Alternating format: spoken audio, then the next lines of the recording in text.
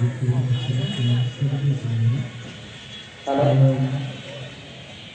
জানা মতো উনি কখনো কাউকে ধমক দিয়ে রাগ করে কথা বলেছেন আমি দেখিনি। অত্যন্ত মৃদুভাষী ছিলেন, খুব কম কথা বলতেন। আমি শুধুমাত্র এইটুকুই বলতে চাই, মধ্যপাড়ার সমাজ গঠনে, মসজিদ গঠনে, মাদ্রাসা গঠনে, স্কুল এবং বিভিন্ন রাস্তাঘাট গঠনে আশকর ভাইয়ের যথেষ্ট অবদান ছিল। আমরা পাশাপাশি থেকে এই সমাজটাকে তৈরি করেছি। আজকে তিনি ইহলোক ত্যাগ করেছেন, ওনার জন্য আমরা সবাই মাগফিরাত কামনা করি। আল্লাহ যেন ওনার সমস্ত গুনাহকে মাফ করেন এবং আমরা ভবিষ্যতে ওনার পরিবেশন থাকতে পারি, এই আশাবাদ ব্যক্ত করি। সংক্ষিপ্ত করে আমাদের কৃষকদের সদস্য সচিব জনাব আবুল হোসেন মন্ত্রী দুটি স্মৃতিমূলক কথা বলবেন। বিসমিল্লাহির রহমানির রহিম। আজকের কাকার জানাজায় অংশগ্রহণ করতে আসা সম্মানিত এলাকাবাসী, আসসালামু আলাইকুম। আসলে জানাজায় বক্তব্য দেওয়ার কিছু নেই, আমি শুধু কাকার জন্য দোয়া চাচ্ছি। আপনারা জানেন আসলে কাকা আমি যেখানে জানাজা করছি তার পাশে যে প্রাইমারি স্কুল আছে, এই প্রাইমারি স্কুলের সাবেক সভাপতি ছিল এবং গাজীর চক মধ্যপাড়া এলাকুল্লা জামে মসজিদের সভাপতি ছিল এবং এতিমখানার সভাপতি ছিল দীর্ঘদিন। এলাকায় বিচার আচার করেছেন। আপনারা জানেন আশকর আলী মেম্বার নামে হিসেবে পরিচিত। তো সামাজিক কাজ করতে গেলে ভুল ত্রুটি মানুষ না, আমরা সকলেই ভুল ত্রুটি, আমাদের কাজকর্ম করতে গেলে ভুল ত্রুটি হবে স্বাভাবিক। আজকে একজন মানুষ মারা যাবার পর তার অতীত মনে না রাখাই ভালো। আল্লাহ আজকে যদি আমরা সবাই আশকর কাকাকে মাফ করি, আমাদের ভুলটি অন্য সবাই মাফ করবে, সেই আশাই আজকে আমরা যারা এখানে অংশগ্রহণ করেছি তার পরিবারের পক্ষ থেকে এবং আমি আমার ব্যক্তিগত পক্ষ থেকে আপনাদের কাছে তার পক্ষে ক্ষমা চাচ্ছি। আপনারা সকলেই আশকর কাকাকে আল্লাহর রাস্তায় মাফ করে দিবেন। আমি আমার বক্তব্য দীর্ঘায়িত না করে এখানেই শেষ করলাম। আসসালামু আলাইকুম।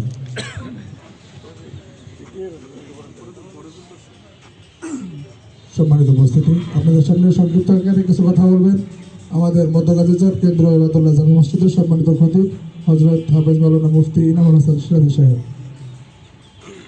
আসসালামু আলাইকুম ওয়া রাহমাতুল্লাহি ওয়া বারাকাতুহু। আউযু বিল্লাহি মিনাশ শাইতানির রাজীম। বিসমিল্লাহির রাহমানির রাহিম।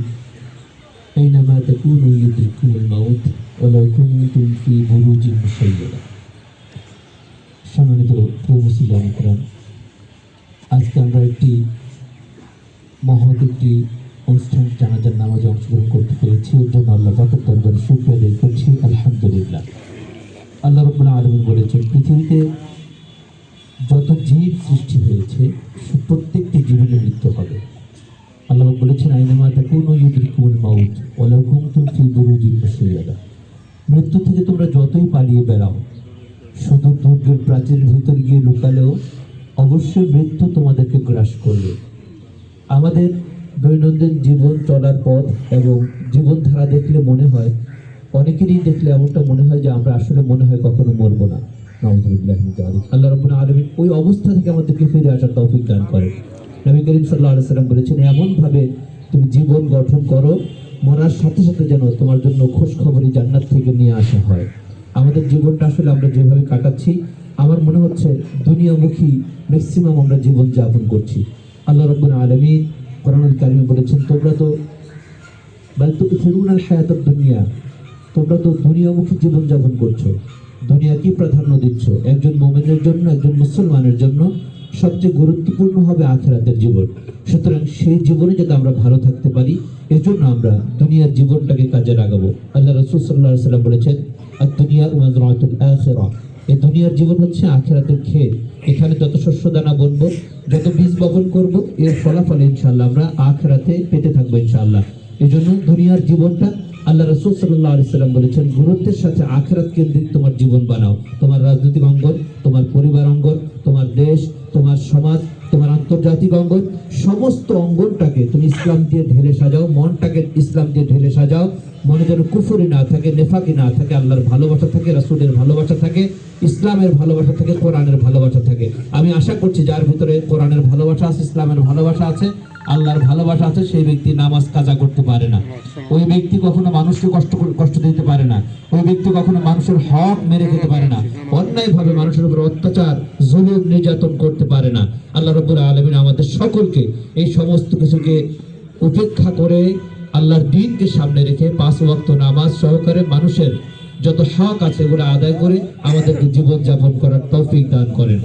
আমি আপনাদের মাঝে এই ইবাদুল্লাহ আপনাদের প্রিয় মসজিদ কেন্দ্রীয় জামি মসজিদে আমি আলহামদুলিল্লাহ 2 বছর অতিক্রান্ত হলো। 2 বছর যাবত আপনাদের খেদমতে আছি। আমি চেষ্টা করবো সবসময় আপনাদের খেদমত করার জন্য। যে কোনো প্রয়োজনে যে কোনো খেদমত প্রয়োজন হলে আমাকে স্মরণ করবেন। আমি খবর পাওয়া মাত্রই গাজীপুর থেকে ছুটে এসেছি। চেষ্টা করব আপনাদের সবার সাথে থেকে এই সুন্দর সমাজটাকে আরো চমৎকারভাবে বিনির্মাণ করার জন্য। সবাই আমাকে সহযোগিতা করবেন, সবার সহযোগিতা চেয়ে।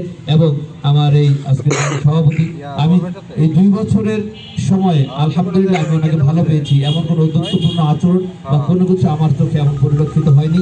আমি তার জন্য দোয়া করি, পরিবার বর্গের জন্য দোয়া করি। আল্লাহ রাব্বুল আলামিন ওনাকে শুদ্ধ পরিবারে যারা নিহত হয়েছে আল্লাহ পাক সবাইকে জান্নাতুল ফিরদাউসের অধিকারী বানিয়ে দিন। আমিন। ওয়া আখিরু দাওয়ানা আনিল হামদুলিল্লাহি রাব্বিল আলামিন। আসসালামু আলাইকুম ওয়া রাহমাতুল্লাহি ওয়া বারাকাতুহু। ধন্যবাদ আমাদের সম্মানিত খতিব সাহেব হুজুরকে।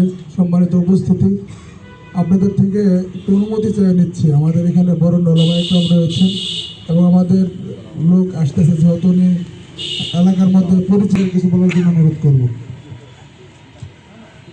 আসসালামু আলাইকুম ওয়া রাহমাতুল্লাহি ওয়া বারাকাতুহু। সম্মানিত হযরত উলামা ইকরাম, সম্মানিত উপস্থিতি, আপনারা সবাই ভালো আছেন? আলহামদুলিল্লাহ। এই প্রচণ্ড শীতের মধ্যে আমরা দূর দূরান্ত থেকে এসেছি শুধুমাত্র আশফাক কাকার ভালোবাসার কারণে। ওনারা 3 ভাই, 2 ভাই অলরেডি চলে গেলেন। মরহুম হাজী আসগর আলী জালাল ভাইয়ের বাবা, আমরা নিজ হাতে জানাজা এবং দাফন কাফন করেছিলাম। আসগর কাকার সাথে আমাদের একটু ব্যাপক একটা স্মৃতি, 8-9 বছরের একটা স্মৃতি। তো উনি অনেক শান্ত মানুষ ছিলেন, আমাদেরকে ভালোবাসতেন। আমরা গতকালকে রাতে আমার মাহফিল বিশ্ববিদ্যালয় এলাকায় জালাল ভাই যখনই বললেন, আমি আর দূরে যাইনি, এলাকায় ছিলাম। আজকে আমার সিরাজগঞ্জ মাহফিল, আমি ভেবেছি যতই কষ্ট হোক ওনার জানাজায় অংশগ্রহণ করব, আপনাদের সাথে দেখা হবে। আমরা প্রাণ ভরে দোয়া করি এই ইবাদুল্লাহ মসজিদ মাদ্রাসার জন্য। অনেক অবদান, অনেক স্যাক্রিফাইস, অনেক কাজ করেছেন। আল্লাহ পাক সারা জীবনের খেদমতকে আল্লাহ কবুল করুন এবং ওনাদের এই পরিবারকে আল্লাহ তাআলা যেন দ্বীনের পথে কবুল করেন। সবার জন্য দোয়া করি, আমরাও দোয়া চাই।